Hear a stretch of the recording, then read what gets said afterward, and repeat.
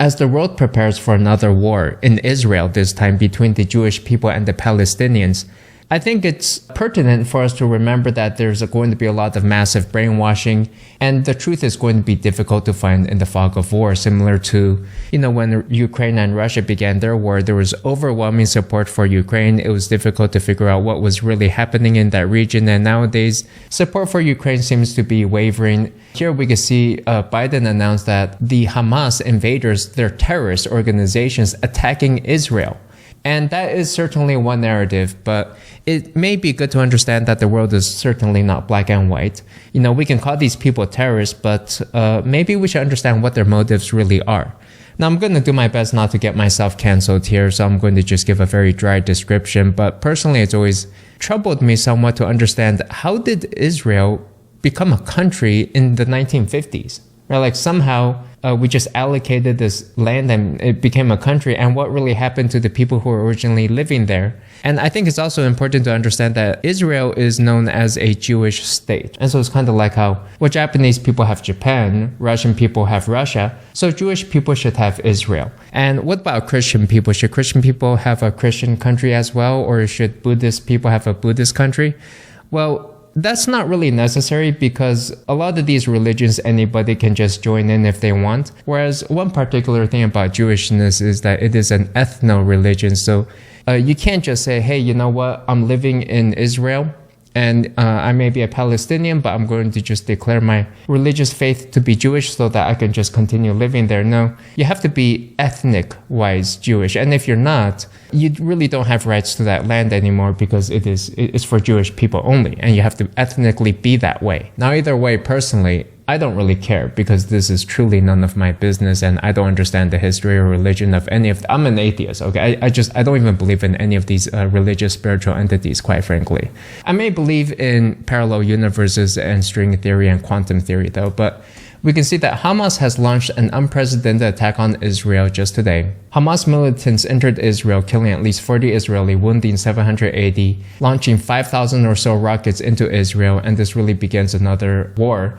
But this war has been happening since 1950 or so. Now, I found this nice series of articles from Vox, actually, which describes quite nicely the history of this region. And so I thought I would go through this and explain what's really happening in Israel between the Jewish people, the Palestinian people, who's on whose side, and what are these areas like? What is Hamas really? And if you already know this, then congratulations, you can skip the video. Alright, so what is Israel exactly, and what's Palestine? Well, interestingly, Israel did not even exist as a country before 1948. The whole area was just known as Palestine, and then through a series of wars, treaties, and battles, they formed a Jewish state known as Israel. And there are some very holy sites in this area, such as Jerusalem, that are sacred to both the Jewish and the Arabian Muslims who reside there. And so isn't it funny that this was pretty recent, so even today there are people alive who still remember having their homes just one day randomly seized and handed over to the new Israeli government that was just formed on top of their home addresses. And this is fundamentally what the conflict is about. So you've got this region, Israel, and inside there's maybe two areas, the West Bank and Gaza, and these two areas are still heavily populated by Palestinian people, and it is heavily controlled and restricted by the Israeli Jewish government. The rest of the area is mostly occupied by Jewish people.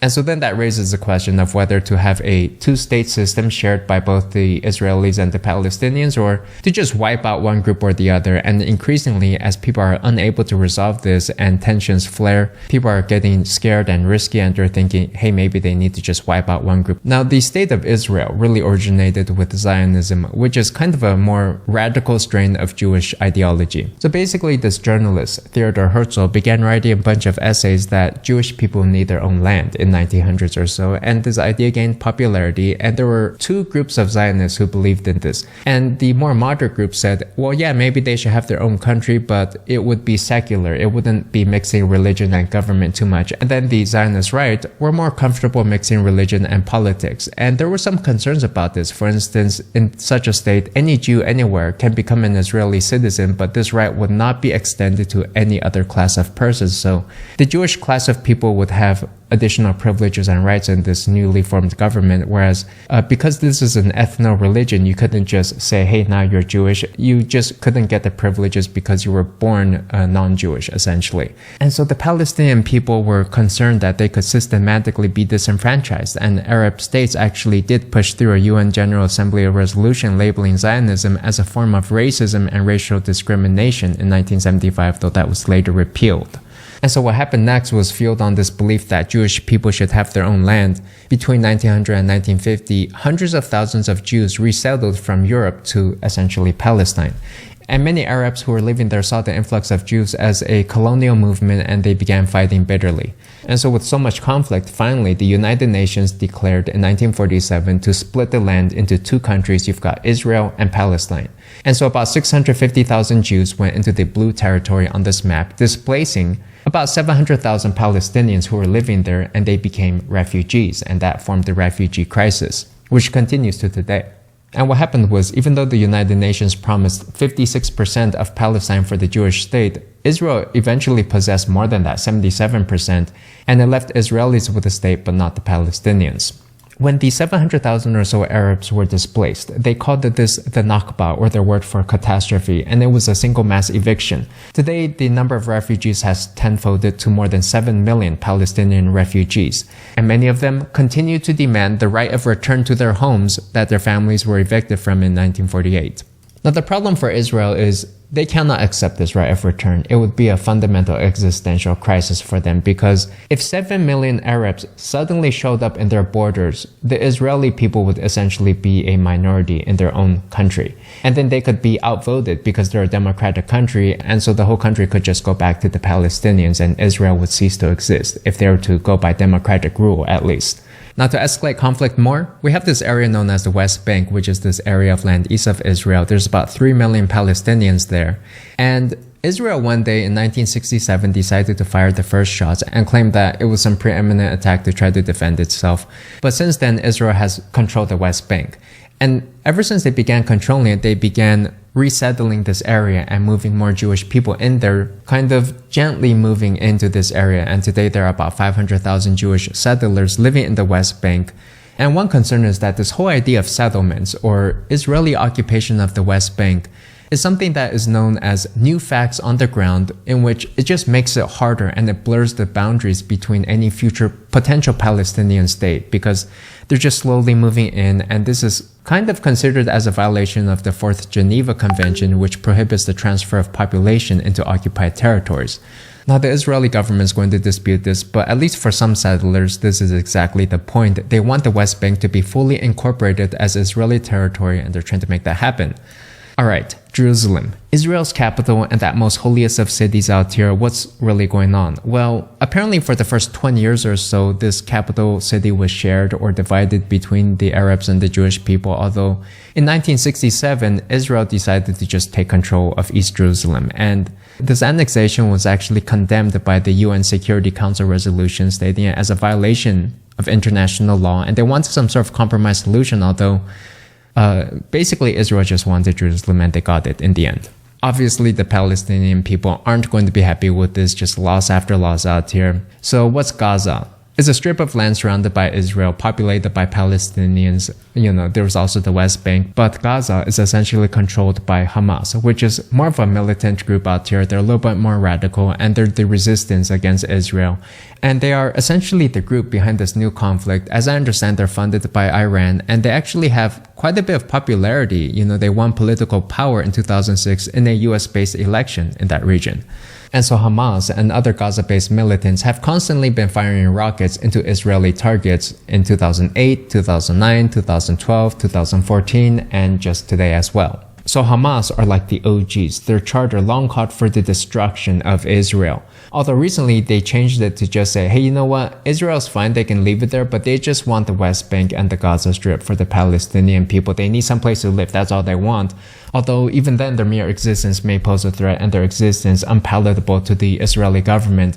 And to complicate matters, Hamas is the more extreme organization representing the Arabs, but then there's also the more formal government, the Palestinian Liberation Organization, PLO, which is moderated currently by Mahmoud Abbas, who's a more moderate person who's not as extreme as Hamas. Now, historically, there were also the Intifadas, which were Palestinian uprisings against Israel. There were two of these in which the Palestinians tried to peacefully protest. They would do boycotts, things like that, and they were essentially slaughtered, I believe. So the first Intifada in the 1980s was a series of Palestinian protests, demonstrations, nonviolent actions like boycotts, refusing to work, some Molotov cocktails here and there, and apparently they were met with lethal and heavy force by the Israeli military, and a lot of people died. The second Intifada was in 2000. Negotiations broke down, about 1,000 Israelis were killed, 3,200 Palestinians died, and skepticism began growing about whether a two-state agreement was even possible or if they should just wipe out one group or the other. So, weirdly, how does the world feel about Israel and Palestine? Well, apparently Israel is the fourth most disliked nation, just behind Iran, Pakistan, and North Korea. So a lot of countries have some issue with like what's really going on here, all that conflict, aggression. And so a lot of these international countries began the BDS movement, which is to boycott Israeli goods, divest of their companies, and to sanction the nation itself. Now, surrounding this area, you've got a number of countries, notably Iran, which believes fundamentally that Israel is an illegitimate state, and so they're the ones funding the Hamas rebellion group.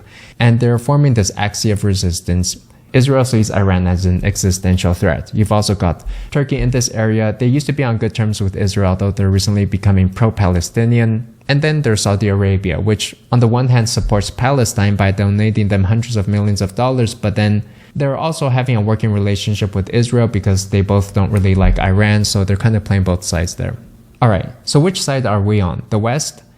We're on Team Israel. We're on Team Israel out here. Why is that?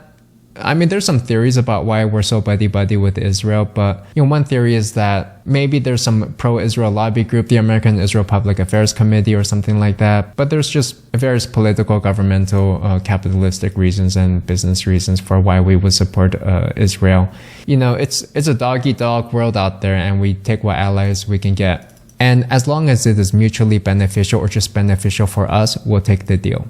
You see, one of the fundamental problems to this whole peace process is that Israel likes to view itself as a democracy, but they're outnumbered by the Arabs. And so if they actually have a democratic vote, they would be outvoted and the country would cease to exist. And so at this point, Israel really faces three possible outcomes, either a two-state solution or a non-democratic state governed by a Jewish minority overruling the Arab Palestinian populace and majority, which is kind of weird, but it's kind of what we have now, or the end of the Jewish state as we know it.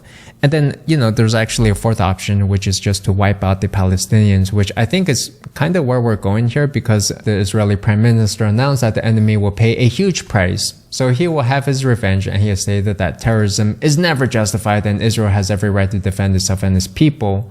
Although I don't know if it's that black and white. If you invaded the land and you took people's homes and then you say you want to defend your home which you took, I'm sure for the Palestinians, maybe they view themselves as the defenders against foreign invaders who they view as the terrorists, but such is the fog of war. And so all these events have led us to today, where Hamas has declared, we've decided to say enough is enough. This is the day of the greatest battle to end the last occupation on earth. As a foreign observer myself, I guess I don't really care about what happens to one side or the other. I'm just kind of here to collect the spoils of war and to side with whoever's going to win out there. And, if it seems like Israel's going to win, or if it's more to our benefit, to Western benefit, then that's the side I will be on.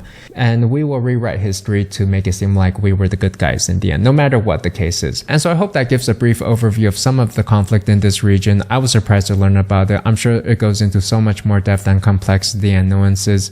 Personally, I would say, hey, maybe they should just share this area. Maybe every 10 years or so, they should just take turns, swap out the government, let the other person drive the car for a bit. Everybody kind of wants to drive.